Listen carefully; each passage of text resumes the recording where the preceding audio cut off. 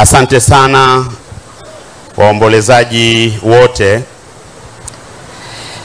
Sina hakika Mzee Sarungi angekuepo juzi tulipotangaziwa kwamba mechi ya dabi kati ya Simba na Yanga imeahirishwa, angereact namna gani?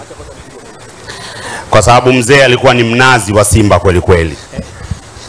Lakini naamini asingekubali upuuzi wowote ule wa kuifanya ligi yetu ionekane haina maana na inaendeshwa na vilabu viwili tu kati ya vilabu 20 ambavyo vinashiriki kwenye ligi. Na naamini angewakaripia viongozi wa ligi na viongozi wa timu zetu hizi mbili. Kwa sisi ambao tumekuwa miaka ya 90, picha ambayo mara zote inatujia tunapomsikia Profesa Sarungi na hasa katika nyanja ya michezo ni picha ambayo alikuwa anamvisha nishani George Magere Masatu katika mechi ya fainali kati ya Simba na Stella Artois ya Abidjan.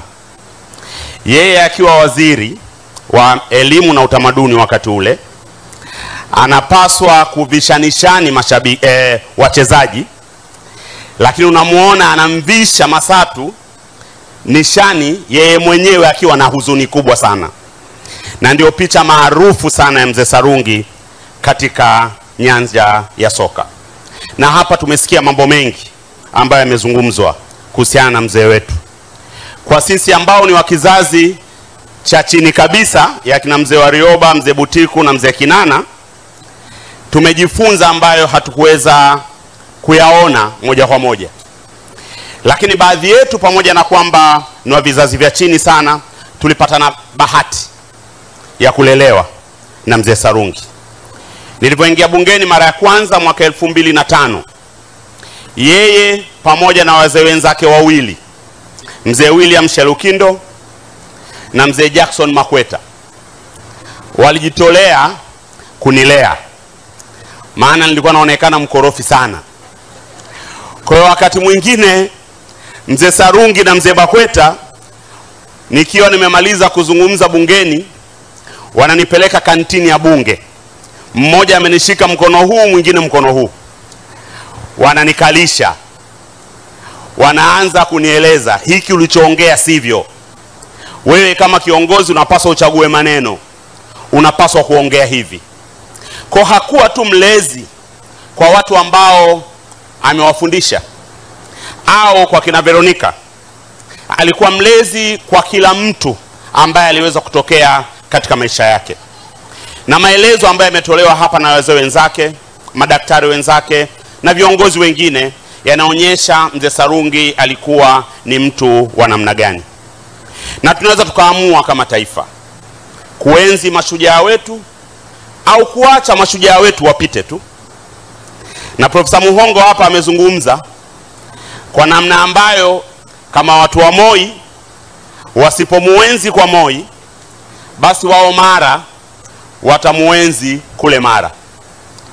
Nafahamu vijana wa Mara, wakina Warioba, wakina Butiku, labda wangependa kumuenzi kule Mara.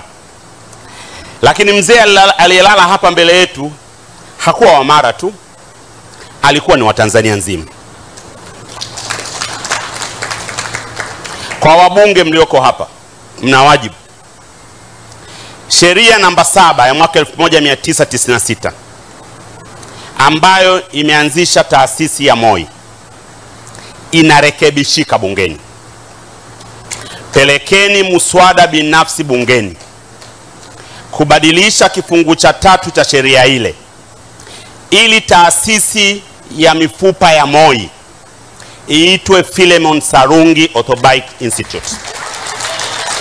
Hii ndio njia ambayo tunaweza kuenzi wazee wetu haya ambao wameshiriki kwa mikono yao kulijenga taifa hili. Profesa Sarungi, tangulia. Watanzania umewatumikia kwa uwezo wako wote. Umeaishi maisha yako. Na naamini wengi wetu hapa hatusikitiki tunasherehekea maisha yako.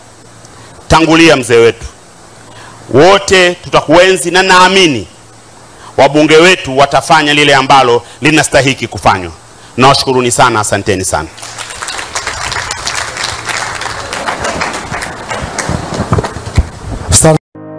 Ili kuwa mwanafamilia bora wa Global TV, usisahau kusubscribe, like, kushare na kucomment. Baada ya kusubscribe, bonyeza alama ya kengele ili kupata taarifa kwa kila video inayopanda Global TV Online.